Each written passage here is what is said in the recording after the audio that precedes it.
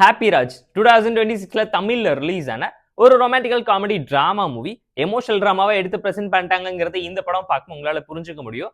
இந்த படத்துல GV Prakash, George மெரியான் ஏகப்பட்ட பேர் நடிச்சிருக்காங்க. சிம்பிளான ஒன் லைன் ஸ்டோரி. என்னன்னு கேட்டீங்கன்னா, நம்ம கதையோட ஹீரோ ஒரு பொண்ணுக்கு ப்ரொபோஸ் பண்றாரு. அந்த பொண்ணு அவங்க அப்பாவோட பட்டப்பேர் இருக்கிறதுனாலே எனக்கு இது அசிங்கமா இருக்குன்னு சொல்லி ஹீரோவை பிரேக்கப் பண்ணி கழட்டி விட்டுட்டு போக, நம்ம கதையோட ஹீரோ பெங்களூருக்கு போய் அப்பாஸோட பொண்ணையே கரெக்ட் பண்ணிடுறாரு. அதுக்கப்புறம் ரெண்டு குடும்பத்துக்கு நடுவில் வரக்கூடிய பிரச்சனை என்ன, ஹீரோ ஹீரோயின் ஒன்னு சேர்ந்தாங்களா, ஈகோனால காதல வரக்கூடிய பிரச்சனை என்ன, சாரி கேட்டு சமாதானமா போனாங்களா இல்லையாங்கிறதெல்லாம் இந்த படம் பார்த்து நீங்க தெரிஞ்சுக்கோங்க. ஒரு காதல் காமெடி டிராமாவை கமர்ஷியலா எடுத்து பிரசென்ட் பண்ணிருக்காங்க. அவுட் அண்ட் அவுட் காமெடி கூட எமோஷன் ஈக்குவலா பேலன்ஸ் பண்ணி தான் ஒர்க் அவுட் பண்ணிருக்காங்கிறத இந்த படம் பார்க்க உங்களால புரிஞ்சுக்க முடியும். ஜிவி பிரகாஷை தாண்டி ஜார்ஜ் மெரியான் பல இடத்துல இந்த படத்துல செம்மையா ஸ்கோர் பண்ணிட்டாரு. பக்காவான ஸ்பேஸ் கொடுத்துருக்காங்க, நல்ல மெசேஜ் சொல்லியிருக்காங்க, காமெடியுமே நல்லா இருந்துச்சு. லவ் மட்டும் லைட்டா பல இடத்துல அடி வாங்கிருச்சுன்னு கண்டிப்பா நீங்களே ஃபீல் பண்ணுவீங்க. அப்பா பாசத்தை பொண்ணு சைடும் சரி அப்பா சைடும் சரி ஈக்குவலா காட்ட நிறைய இடத்துல ட்ரை பண்ணியிருந்தாங்க. சாரிங்கிற ஒரு வார்த்தைக்கு பின்னாடி எவ்வளவு அர்த்தம் இருக்குங்கிறது கண்டிப்பா இந்த படம் பார்க்க உங்களால புரிஞ்சுக்க முடியும்.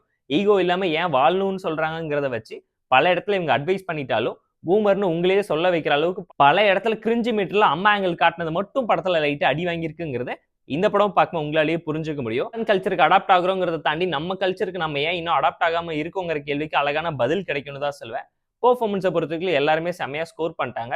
சாங்ஸ் ஆன் அண்ட் ஆஃப் தான் படத்துல ஒர்க் அவுட் ஆயிருக்கு.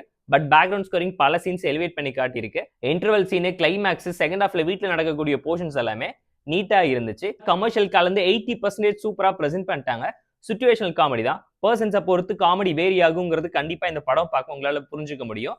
தியேட்டர்ல எல்லாரும் என்ஜாய் பண்ண மீட்டர்ல ஓடிடில கண்டிப்பா என்ஜாய் பண்ணுவீங்களான்னு கேட்டீங்கன்னா ஒரு கேள்விக்குறின்னு தான் சொல்லுவேன். டெக்னிக்கலா நீட்டான மூவி தான். பேக்ரவுண்ட் ஸ்கிரீன், சினிமா ரெஃபரன்ஸ் எல்லாத்தையும் பார்த்து பெர்ஃபெக்ட்டா தான் பிளேஸ் பண்ணி பிரசென்ட் பண்ணிருக்காங்க. ஸ்டோரி வைஸ் ஒரு நல்ல கதையும் கருத்தும் உள்ள படம்னு தான் நான் சஜஸ்ட் பண்ணுவேன். ஸ்கிரீன் பிளே பொறுத்தவரைக்கும் ஃபர்ஸ்ட் ஹாஃப் ஃபன்னா இருந்துச்சு, செகண்ட் ஹாஃப் எமோஷனலா டச்சிங்கா இருந்துச்சு, கிளைமேக்ஸ் ஓகேஷான ஒரு டோன்ல இருந்துச்சு, இன்டர்வல் டாப் நாச்சா இருந்துச்சுங்கிறது இந்த படம் பார்க்க உங்களால புரிஞ்சுக்க முடியும். ஒருத்தங்களை உருவகேலி பண்ணக்கூடாதுங்கிறது தான் படத்தோட மைய கருத்துங்கிறத மட்டும் மனசுல வச்சுக்கோங்க.